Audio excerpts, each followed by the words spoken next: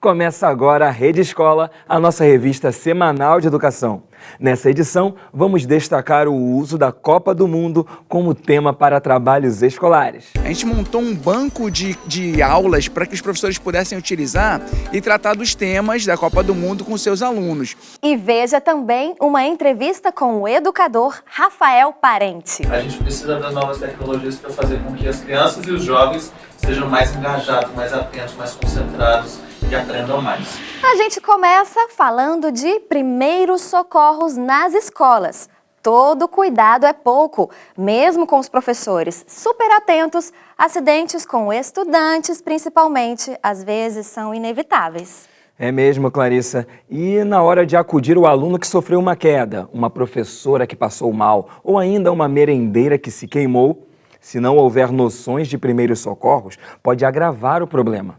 Por isso que a escola precisa estar preparada para atender bem nessas horas. Vamos ver na reportagem. Para os pais e familiares, a criança estar na escola é a certeza de que ela está segura e saudável. No entanto, apesar da maioria dos acidentes com crianças acontecerem em casa, a escola é considerada o segundo local de maior ocorrência no Brasil.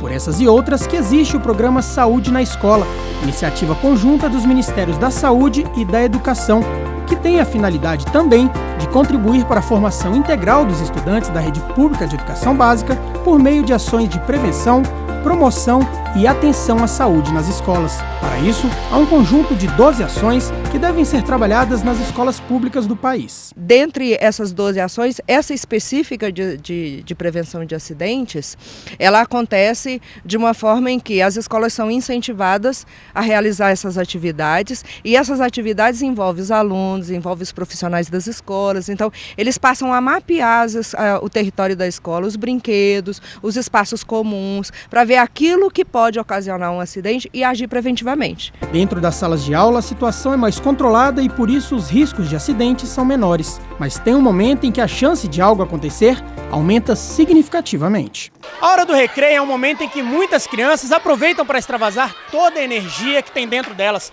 É correria, esportes, pique-pega, ou seja, aumenta a chance de um acidente, como uma trombada, por exemplo. Então essa escola em Ceilândia, no Distrito Federal, está realizando um projeto para tentar minimizar esses riscos. O projeto Patrulha do Recreio, ele surgiu a partir de uma necessidade de manter um recreio mais tranquilo, um recreio que diminuísse os riscos de acidentes, né? As quedas, os machucados.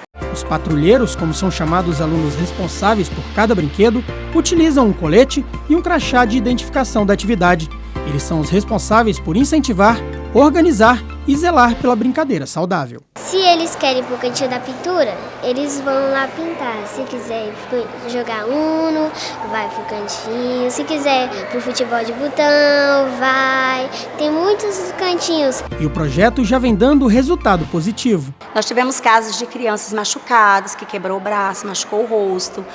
Machucados assim bem graves, e depois da ação do recreio patrulhado, nós não tivemos mais nenhum incidente dessa natureza. Além de minimizar os riscos de acidentes no recreio, a escola ainda trabalha a questão das decisões em conjunto e a democracia.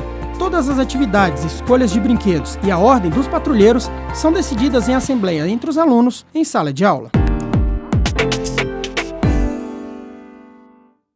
O Congresso Mundial de Matemática, o maior e mais importante evento mundial da matéria, vai acontecer em agosto no Rio de Janeiro. Pela primeira vez, ele vai ser realizado num país do Hemisfério Sul. Além da programação científica restrita aos inscritos, o congresso terá atividades dirigidas a alunos de escolas públicas e particulares a partir de 14 anos. Uma oportunidade única para os alunos conhecerem um pouco mais sobre o universo dos matemáticos e as novidades da área. E também assistir a palestras exclusivas com importantes pesquisadores internacionais. As inscrições já estão abertas. As escolas interessadas podem checar a programação e se inscreverem no site icm2018.org. Mas corra, as vagas são limitadas. Em caso de dúvida, entre em contato pelo e-mail visitas@icm2018.org. Às vésperas da Copa do Mundo, as escolas e professores se utilizam do tema para pautar trabalhos em sala de aula. Quem nunca fez, não é? E assim não entrar na contramão das expectativas dos estudantes, que a essa altura estão ansiosos pelos jogos. Nós também, não é, Ernesto? Com certeza. Uma parceria entre o Ministério da Educação e o Instituto Península facilita a tarefa do professor, colocando à disposição da escola uma plataforma online chamada Impulsiona, que orienta professores de todas as disciplinas a explorar a Copa do Mundo como ferramenta pedagógica. É o que nós vamos assistir agora na reportagem de Gabi de Saboia. Animados com a proximidade da Copa do Mundo, os alunos só falam e pensam nisso. Mas se tratando da paixão pelo futebol, é difícil aceitar uma derrota. Mas é a derrota a primeira lição que a professora Regina ensina para os alunos. Você saber perder é mais importante que você saber ganhar. Porque na vida a gente perde mais do que a gente ganha. Lição que a Dácia já assimilou. Tem que se preparar, né? Porque a gente pode ganhar e a gente pode perder. A lição de aprender a perder veio da última Copa. Foi trágico. Perdemos de 7-1 para a Alemanha, mas esse ano vai ser diferente. Vai chorar, como sempre. As aulas propostas pela professora Regina misturam educação física com Copa do Mundo. Ela segue as orientações da plataforma Impulsiona, um projeto parceiro do Ministério da Educação. É um programa de educação esportiva do Instituto Península e o principal objetivo é a gente capacitar os professores de educação física de todo o Brasil para que eles possam ampliar o cardápio esportivo da escola e também utilizarem as temáticas do esporte para que a aula fique mais atraente, que envolva mais os alunos. E a gente tem como, nesse ano, a Copa do Mundo, não tem como ficar de fora a Copa do Mundo. Então, o que a gente fez? A gente montou um banco de aulas para que os professores pudessem utilizar e tratar dos temas da Copa do Mundo com seus alunos. Mas não só tratar do futebol, a gente pode tratar também da geografia, quais países que vão participar da Copa do Mundo, como é que é a população, como é que é a questão geográfica, a história dos países. A gente também tem a questão da língua, né? Qual que é a língua que cada país fala. As atividades têm como foco as habilidades socioemocionais, conteúdo que estará presente no currículo escolar até 2020, segundo a nova Base Nacional Comum Curricular.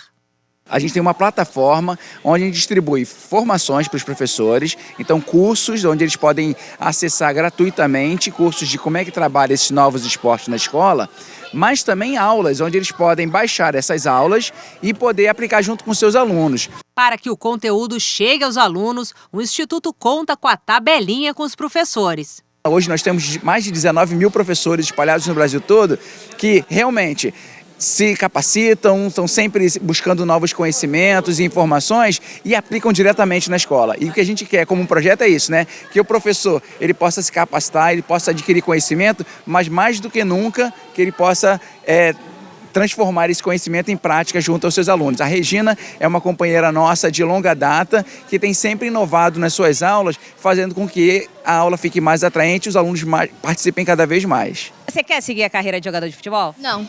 O que você quer fazer? Ser médico.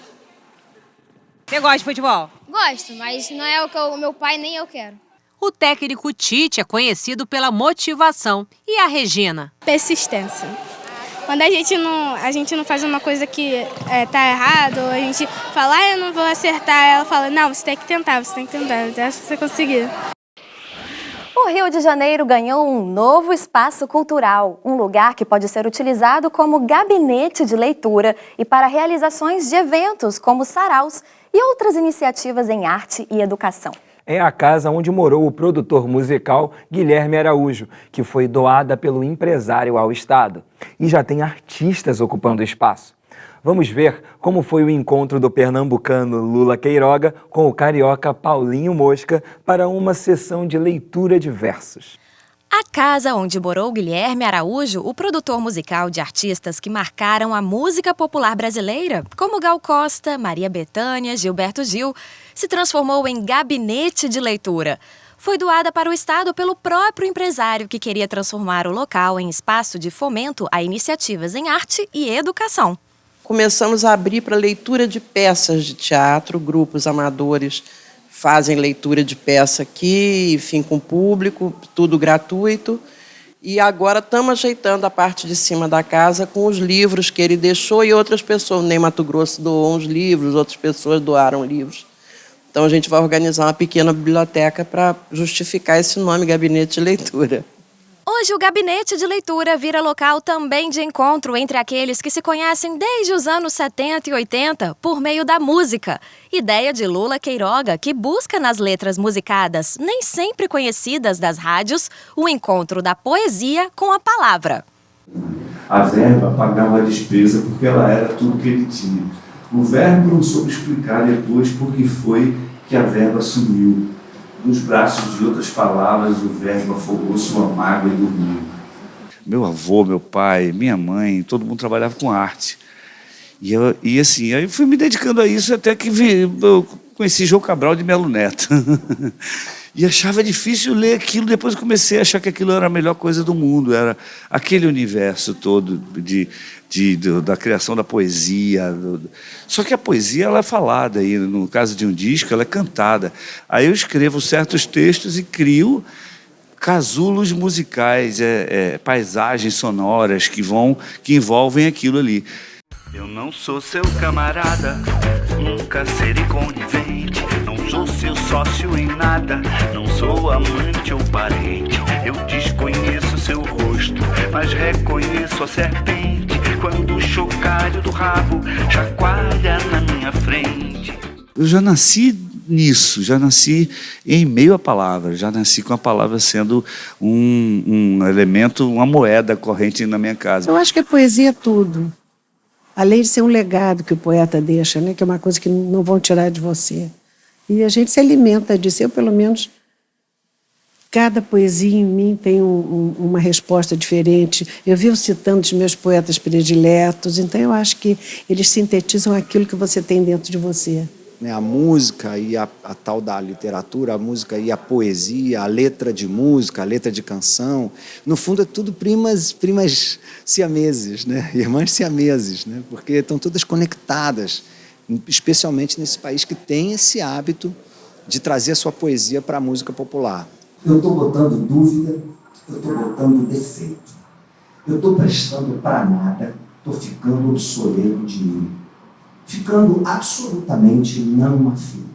Entendeu?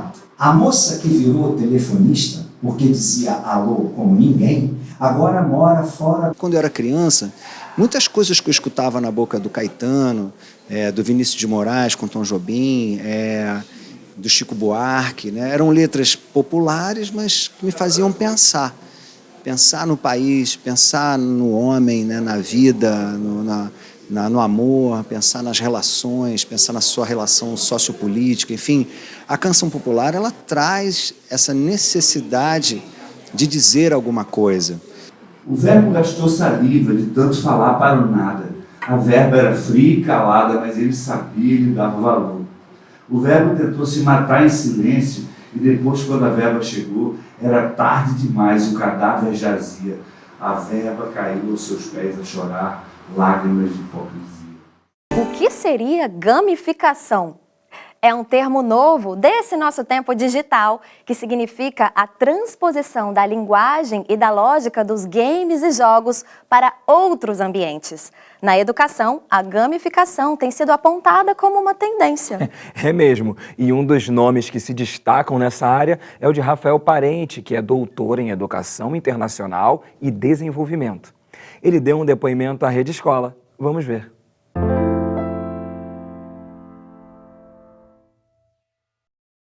Na educação, mais do que em outros lugares, a gente tem um pouco mais de demora para que as novas tecnologias consigam entrar e fazer alguma diferença, mas com certeza as novas tecnologias poderiam ser bem benéficas, né? E normalmente eu cito 3 pontos principais. O primeiro deles é que os jovens e as crianças de hoje já são nativos digitais.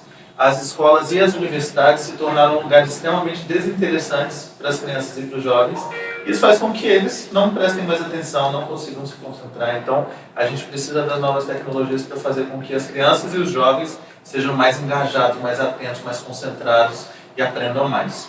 A segunda questão que é uma quebra de tempo e espaço, né? A gente tem aí questões relacionadas ainda a escolas, tem essa vontade de fazer com que os alunos passem mais tempo aprendendo. Só que a gente aprende o tempo todo em qualquer lugar. Se a gente consegue utilizar as tecnologias, os jogos, etc., para fazer com que os alunos aprendam mais de casa ou em qualquer lugar que eles estejam, a gente vai estar quebrando esses limites de tempo e espaço. E o terceiro, que eu acho que é o pulo do gato e é o mais importante deles, é a questão da inteligência artificial como um professor adjunto, como um professor auxiliar.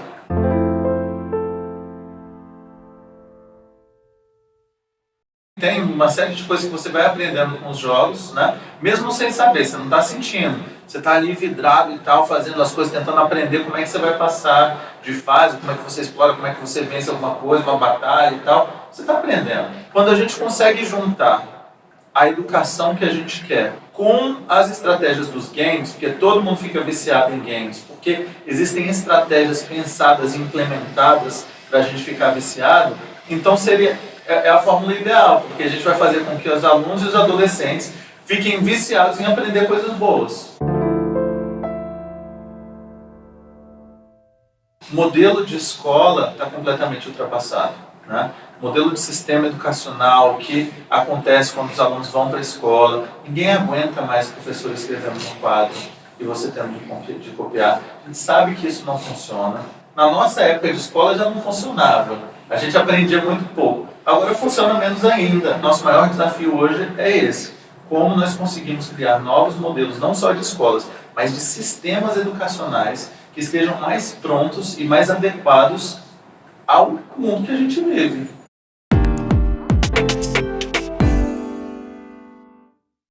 Dois anos depois do prazo, o Brasil ainda não conseguiu atingir a meta de redução do analfabetismo fixada para 2015 em 6,5% pelo Plano Nacional de Educação, segundo dados do PNAD, pesquisa de abrangência nacional do IBGE, divulgada recentemente.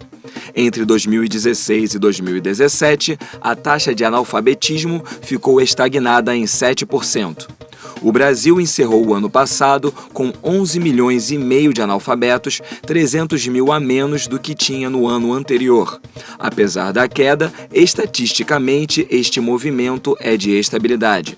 A boa notícia é que a maior queda foi observada na faixa de 60 anos ou mais, justamente a que concentra o maior percentual de analfabetos do país. Não houve mudança significativa na desigualdade expressa no indicador quando considerados cor ou gênero dos brasileiros. O percentual de analfabetismo entre negros e pardos ainda é mais que o dobro do de brancos. A pesquisa expõe também a desigualdade regional no acesso à educação. Enquanto as regiões Sudeste e Sul têm a menor taxa de analfabetismo de 3,5%, o indicador no Nordeste é muito superior, 14,5%. O Plano Nacional de Educação prevê que o Brasil erradique o analfabetismo até 2024. Oficinas de percussão que não ficam apenas na aprendizagem musical. Vão muito além, contribuem para a melhoria do meio ambiente e formação socioambiental dos estudantes. A gente se refere ao grupo musical Patu Batê, que construiu seus próprios instrumentos com materiais retirados da sucata. Nós fomos lá conferir, vejam na reportagem. As pessoas acham que é muito simples tirar um som desse tipo de material. As pessoas vêm e acham que é muito simples, né? Na verdade, é muito acessível, mas tem que ter toda uma experiência para tirar o melhor som, né?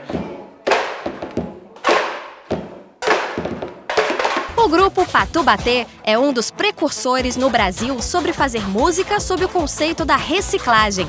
Já andou por mais de 300 cidades brasileiras e mais de 20 países. A equipe da Rede Escola veio ao Instituto Federal de Brasília, no campus de Planaltina, para entender como uma simples mola velha de carro pode virar música. E mais do que isso, para compreender como a educação musical transforma a vida de estudantes, filhos de produtores rurais da região daqui. Os alunos aprendem a reconhecer timbres, instrumentos. A gente não fala só desses instrumentos, a gente fala de outras coisas, de outras realidades, de música clássica, de MPB, de rock, de pop, de tudo. Temos a educação ambiental, que é exatamente aproveitar o material que você tem na sua casa, que você vai jogar fora, e que você pode usar como instrumento, você pode usar para outras coisas também. A gente não fala só de instrumento, a gente fala de uma garrafa PET, que pode ser feita uma casa, pode ser feita uma camisa de garrafa PET, a gente fala tudo isso na aula. Um lixo que eu poderia jogar fora, eu posso reaproveitar, colocar em uma horta, fazer tipo uma oficina de música, como eles estão fazendo e tal. Hoje a Terra está sendo muito poluída, né, por objetos que as pessoas pensam que não tem nenhuma utilidade, e como nosso curso é sobre isso, né, sobre técnica agropecuária, ajuda muito, pois isso pode afetar até a nossa saúde, né, porque os lixos vão para os rios e tal, e ajuda bastante. A proposta do Pato Baté, ela vem somar essa ideia de música através de materiais, de coisas que a gente olha ali e acha que isso não serve mais para nada, está jogado por ali. Nessa oficina vocês podem ver que eles utilizaram, mostraram várias possibilidades.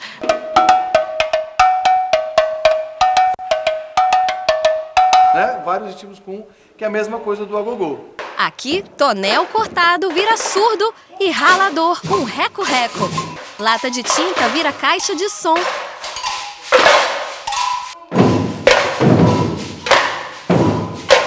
Tem também bomba de combustível velha de plástico virando bateria. Mas cadê a caixa de bateria? Sabe aquele cano de descarga largado na oficina? Pois é, virou agogô. Eu admirei os objetos, né? Porque eles pegaram objetos que utilizamos no nosso dia a dia para fazer instrumentos. A panela mesmo virou um tamborim. Eu vejo que os alunos, eles têm um comportamento antes dessa oficina e depois dessa oficina eles são outros alunos. Nós temos 20 matérias e com essa oficina de música ajuda a gente a ficar mais tranquilo e conectar também com outras áreas. A gente costuma dizer nas oficinas que sozinho a gente vai mais rápido e junto a gente vai mais longe. E é exatamente isso que acontece, né? Quando eles começam a tocar juntos, é uma alegria, um brilho no olhar impressionante. A gente fica assim, impressionado.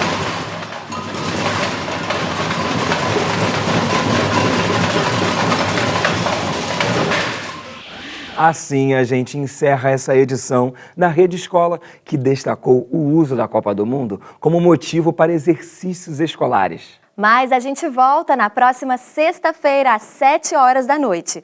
Você também pode assistir a nossa revista de educação pelo site www.tvescola.org.br. E não se esqueça das nossas reprises nos sábados às 16h, nos domingos ao meio-dia e nas segundas ao 12h30. Tchau! Até logo!